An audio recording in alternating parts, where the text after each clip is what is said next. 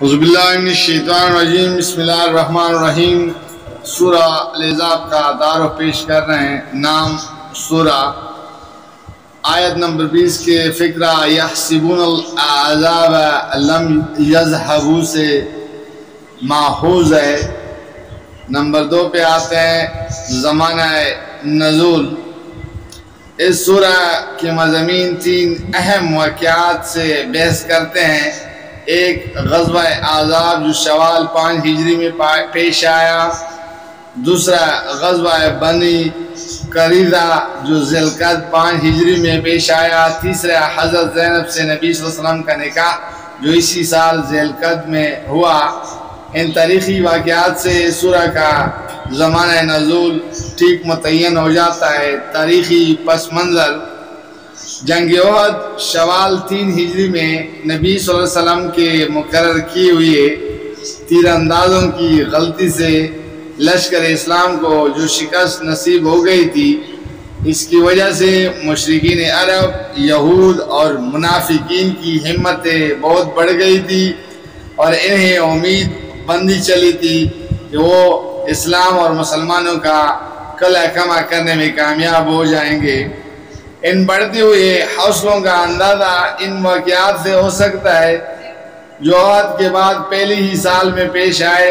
جنگ احد پر 2 مہینوں سے زیادہ نہ گزرے تھے کہ نجد کے قبیلہ بنی اسد نے مدینہ طیبہ پر چھاپا مارنے کی تیاری کی اور نبی صلی اللہ علیہ وسلم کو ان کی روک تھام کے لیے سریہ یعنی ابو سلمہ، اصطلاح میں سریہ اسی فوجی مہم کو کہتے ہیں، جس میں نبی صلی اللہ علیہ وسلم خود شریک نہ ہوتے تھے، اور غزوہ اس جنگ یا مہم کو کہا جاتا ہے جس میں حضور صلی اللہ علیہ وسلم خود قیادت فرماتے تھے، بھیجنا پڑا۔ پھر سفر 4 ہجری میں قبائل عدل اور کارا نے حضور صلی اللہ علیہ وسلم سے چند آدمی مانگے تاکہ وہ ان علاقے میں جا کر لوگوں کو دین اسلام کی تعلیم دے۔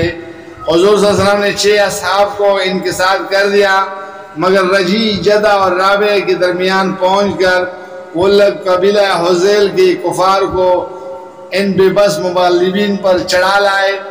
ان میں سے 4 کو قتل کر دیا اور 2 صاحبوں حضرت حبیب بن عدی اور حضرت زید بن عدسنہ کو لے کر جا کر مکہ معظمہ میں دشمنوں کے ہاتھ فروخت کر دیا۔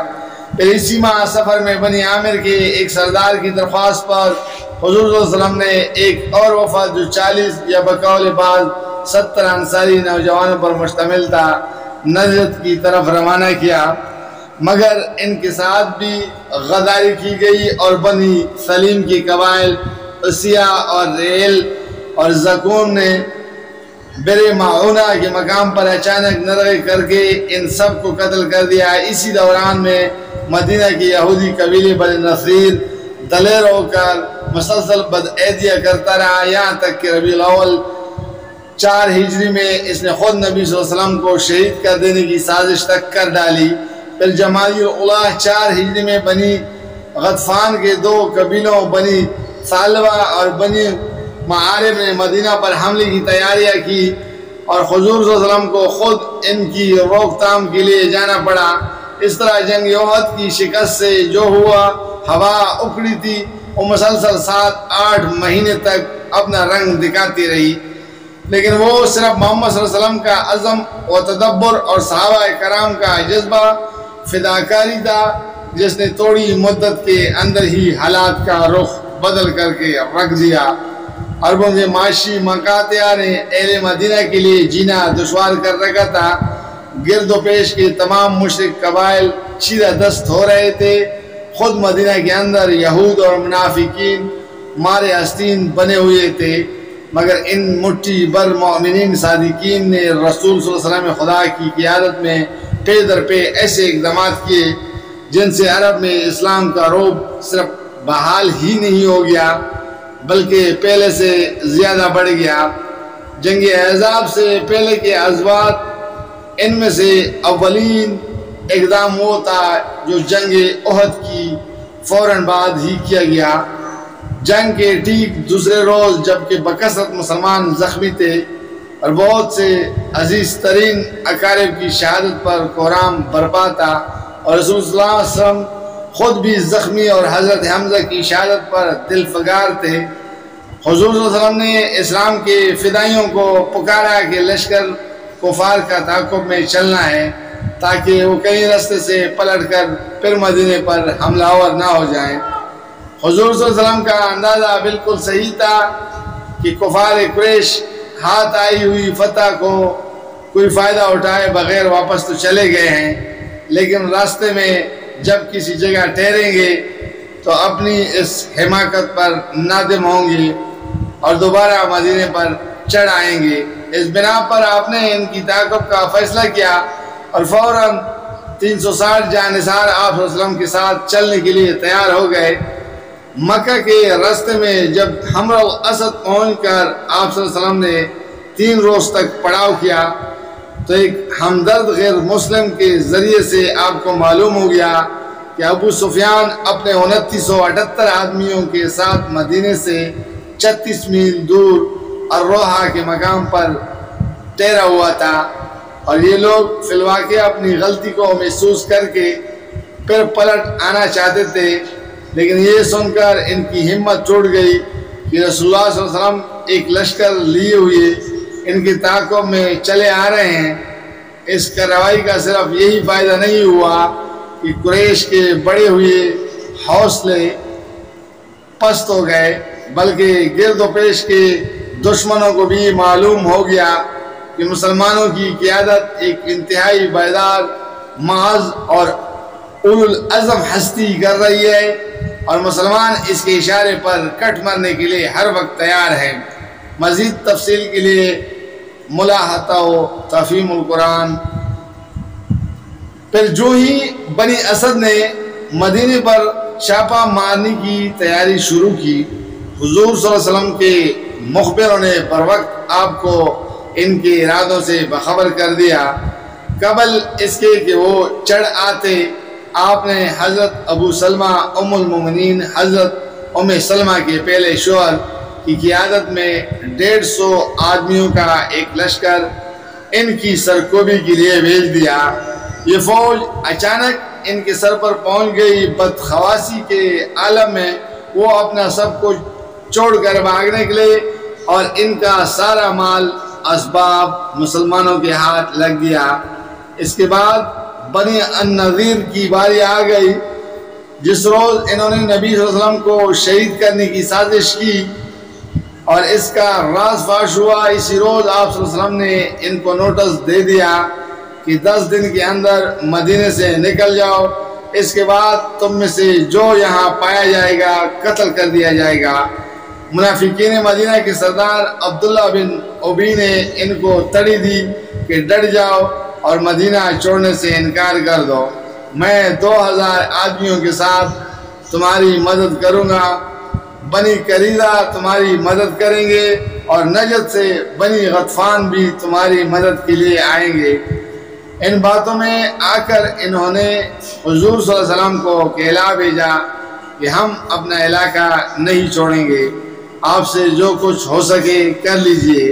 حضور صلی اللہ علیہ وسلم نے نوٹس کی میعاد ختم ہوتی ہی ان کا محاصرہ کر لیا، اور ان کے حامیوں میں سے کسی کو یہ ہمت نہ پڑی کہ مدد کو آتا۔ آخرکار انہوں نے اس شرط پر ہتھیار ڈال لیے کہ ان میں سے ہر 3 آدمی ایک اونٹ پر جو کچھ لاد کر لے جا سکتے ہیں، اور باقی سب کچھ مدینہ ہی میں چھوڑ جائیں گے۔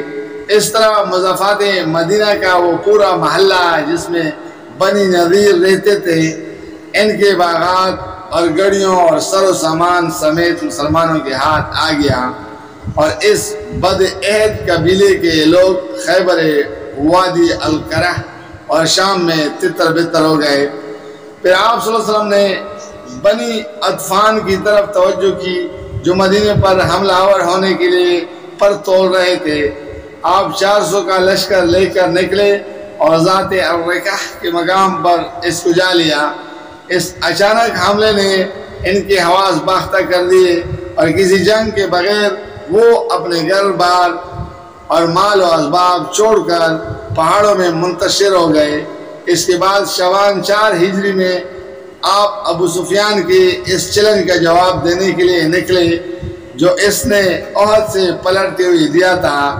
خاتمہ جنگ پر اس نے نبی صلی اللہ علیہ وسلم اور مسلمانوں کی طرف رخ کر کے اعلان کیا تھا کہ آئندہ سال بدر کے مقام پر ہمارا تمہارا پھر مقابلہ ہوگا۔